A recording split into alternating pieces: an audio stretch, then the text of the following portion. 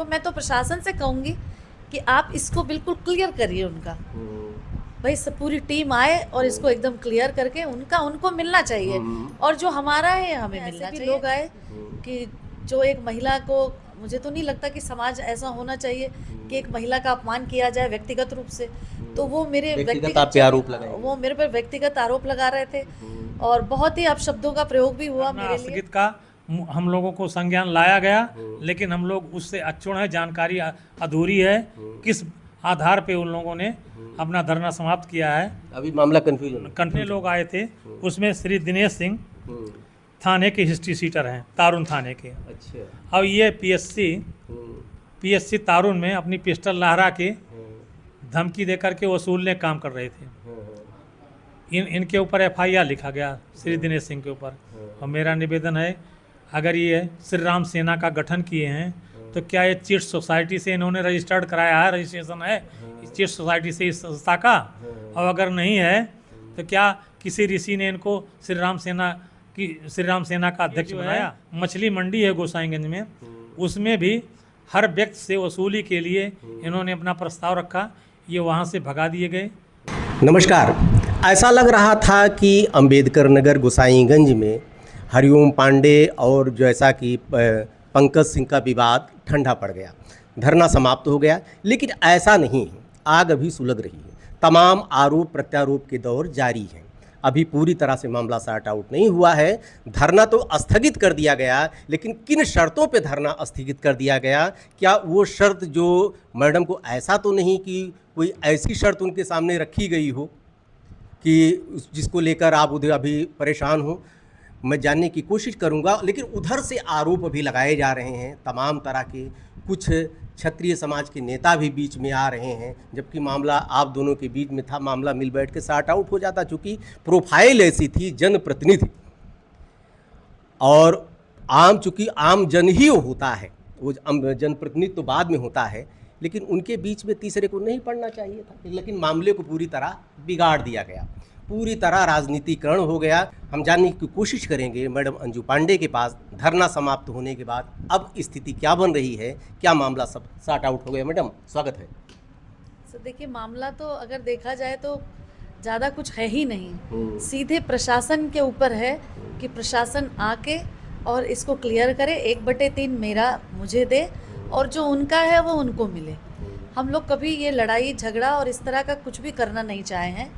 ये सिर्फ अगले लोग ही इसको आगे बढ़ा रहे हैं, इसको राजनीतिक तूल दे रहे हैं, जबकि ये मामला कुछ भी नहीं है, जिसमें 1/3 मेरा है और बाकी में जो भी जहाँ पर वो हैं, अगर उनका बनता है तो प्रशासन उनको दे।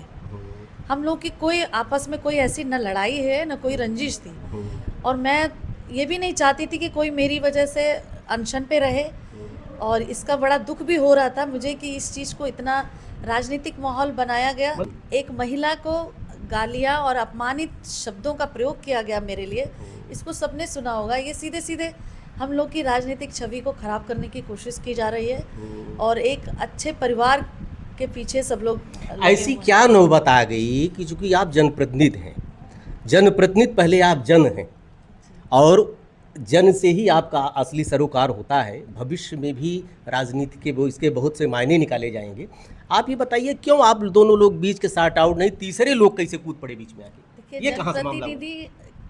क्या हम लोग तो सेवक हैं। ये कहिए कि हम लोग तो रोज सुनते हैं, समस्याओं को खुद हल करने की कोशिश करते हैं, करवाते हैं और सेवा में लगे हुए हैं। लेकिन अब जानबूझकर इसको राजनीतिक तूल पकड़ाने वाले लोग आए वहाँ पर और इस मामले को आगे बढ़ा रहे हैं। मैं तो सीधे सीधे आज भी यही कहूँगी कि प्रशासन इस पे ध्यान देते हुए, जिसका भी जहाँ जितना है, अगर उनका है तो उनको दें।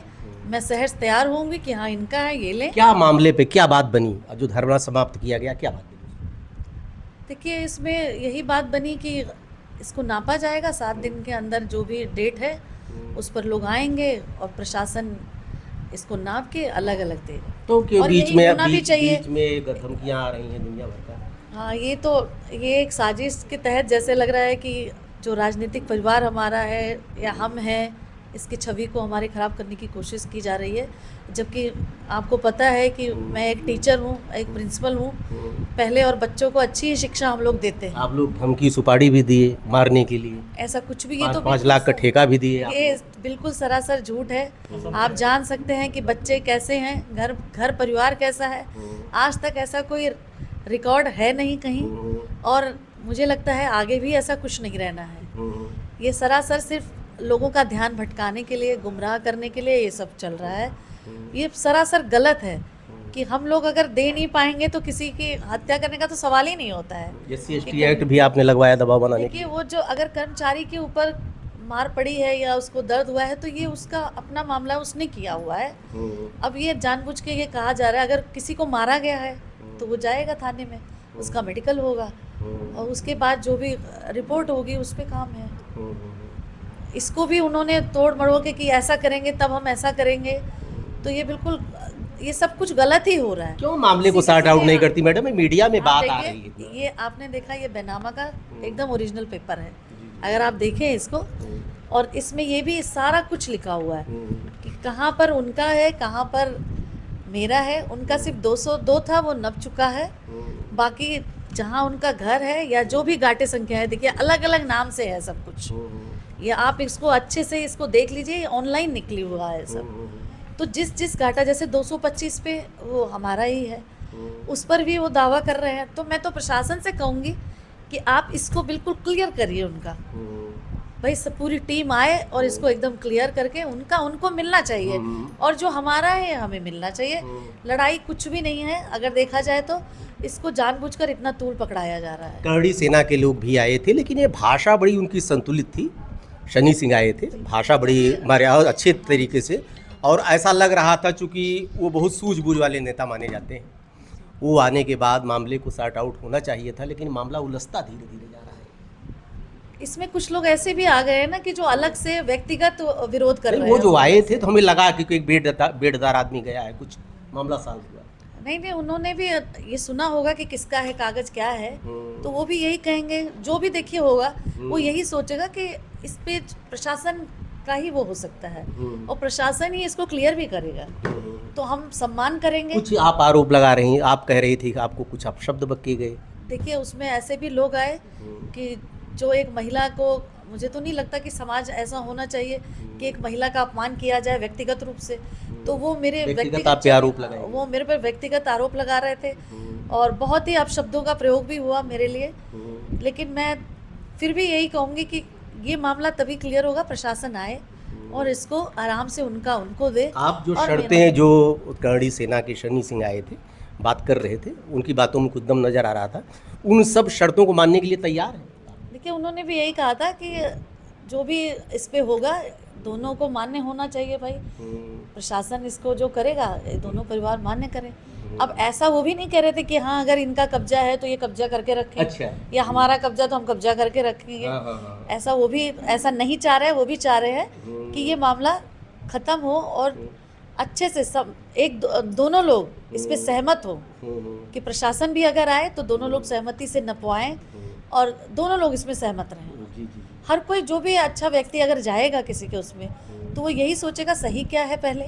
जब वो सही जानेगा तो वो सोचेगा कि अलग अलग तरह से दोनों लोग समझौता करें बैठ करके, जो सही हो वो हो। मैडम के वकील हैं राम कुमार पांडे जी, चूँकि मैडम महिला हैं, भले कितने बड़े पद पे चली जाएं, लेकिन एक मर्यादा होती है, उस सारी चीज़ों को नहीं कह सकते हैं। कुछ उनको अपशब्द भी बका गया, और उनकी ज़मीन की वस्तुस्थिति क्या है वो सब जानने के लिए हमारे पास आप वकील हैं डॉक्टर हरिओम पांडे जी के, अंजू पांडे जी मैडम बैठी हैं। सर, ये क्या है मामला है पूरा? श्री राम उजागिर सिंह से श्री राम उजागिर सिंह के 3 भाई थे। 3 भाई से 1/3 अंश हम लोगों ने बैनामा कराया। ग्रामर्स परिवार ने बैनामा करा रखा है, जिसमें गाटा संख्या 202, 215, 216, 223, 224, 225, 219 का और 216 का है। इसके अनुसार हमको 1/3 अंश मुझे चाहिए, जिसमें SDM साहब और उच्चाधिकारियों के हस्तक्षेप पे 202 का निस्तारण हो चुका है। अब शेष गाटों में मेरा अंश मुझे निर्धारित किया जाए, और जिसमें कहा जाता है पंकज सिंह का मकान बना हुआ है, उसमें भी हमारा 1/3 अंश होना चाहिए, मुझे मिलना चाहिए, जिसका हदबरारी का मुकदमा न्यायालय में विचाराधीन है। कोर्रा रिपोर्ट जा चुकी है। आप तो कब्जा कर रखे हैं बता रहे हैं। नहीं, मेरा कब्जा नहीं है, ग्रामर्स परिवार का किसी प्रकार का कोई कब्जा नहीं है और न ग्रामर्स परिवार का कोई सदस्य वहाँ जाता है। एक चौकीदार है, उसी के माध्यम से उसकी देखरेख खेती बाड़ी की जाती थी और वर्तमान समय में उसको छोड़ दिया गया है। वो पंकज सिंह के कब्जे में है, लेकिन ज़मीन हमारी है। ज़मीन आपकी है। तो क्या जो धरना स्थगित हुआ उनका इसी शर्त पे हुआ कि नाप जोख हो जाएगी 1 हफ्ते के अंदर? नहीं, धरना स्थगित का हम लोगों को संज्ञान लाया गया, लेकिन हम लोग उससे अक्षुण्ण है, जानकारी अधूरी है किस आधार पे उन लोगों ने अपना धरना समाप्त किया है। अभी मामला कन्फ्यूजन में। अच्छा। कुछ लोग मैडम को अपशब्द बोले हैं क्या? कुछ अपशब्द नहीं बोले हैं। जो जितने लोग आए थे उसमें श्री दिनेश सिंह थाने के हिस्ट्री सीटर हैं, तारुन थाने के। अच्छा। और ये पीएससी तारुन में अपनी पिस्टल लहरा के धमकी देकर के वसूलने काम कर रहे थे। इनके ऊपर FIR लिखा गया श्री दिनेश सिंह के ऊपर। और मेरा निवेदन है, अगर ये श्री राम सेना का गठन किए हैं तो क्या ये चिट सोसाइटी से इन्होंने रजिस्टर्ड कराया है, रजिस्ट्रेशन है चिट सोसाइटी से इस संस्था का? और अगर नहीं है तो क्या किसी ऋषि ने इनको श्री राम सेना का अध्यक्ष बनाया, या महामहिम राष्ट्रपति ने इनको श्री राम सेना का अध्यक्ष बनाया, या महामहिम राज्यपाल जी ने इनको क्या श्री राम सेना का अध्यक्ष बनाया? और ये जो है मछली मंडी है गोसाईगंज में, उसमें भी हर व्यक्ति से वसूली के लिए इन्होंने अपना प्रस्ताव रखा। ये वहाँ से भगा दिए गए। इनका धरना प्रदर्शन कर रहे थे और धरने प्रदर्शन के बाद इनका वहाँ आना जाना बंद हो गया। पुलिस इनको पकड़ के ले गई। उसके बाद सुलह समझौता हुआ और सारी बातें हमको, मैं उस बारे में और शेष जानकारी मुझे नहीं। मैडम के बारे में जो भी अपशब्द उन्होंने बोला वह अशोभनीय है, असंसदीय है, अमर्यादित है। और इस तरह से हमारे परिवार का, ग्रामर्स परिवार का किसी भी प्रकार का कोई भी व्यक्ति उनको अपशब्द का प्रयोग नहीं किया है और न करेगा। लेकिन जिस तरह से उन्होंने मर्यादा का हनन किया है, उसमें एक ये भी प्रोड्यूसर हैं। केदारनाथ सिंह को भी धना दोहन करना है। वो आयरौली थाने में उनके 2-3 मुकदमे पंजीकृत हैं। वो प्रतापगढ़ GRP में स्टेशन पर वसूली करते हुए जेल गए हैं और 6 महीने बाद जेल से रिहा हुए हैं। और एक पंकज सिंह आए थे, वो कृष्णानगर थाने में एक दरोगा की हत्या हुई थी, उसमें उनके घर से पिस्टल बरामद हुई थी। वह 2 साल की उनको सज़ा हो गई है। वो भी आए थे। ये लोग सिर्फ, उनका किसी प्रकार का कोई सामाजिक सरोकार नहीं है, वो सिर्फ धनावदोहन के लगे हुए हैं। एक जात विशेष के लोग ही हमारे परिवार की बदनामी कर रहे हैं। बस बहुत दुर्भाग्य की बात है, ऐसे जनप्रतिनिधि और आम जन के साथ इस तरह के जो एक समन्वय होना चाहिए, ऐसी घटना ना हो। ईश्वर से भी प्रार्थना करते हैं और जल्दी से जल्दी इस मामले का सॉर्ट आउट किया जाए। देखते रहिए अयोध्या दर्पण। ढेर सारी शुभकामनाएं। धन्यवाद।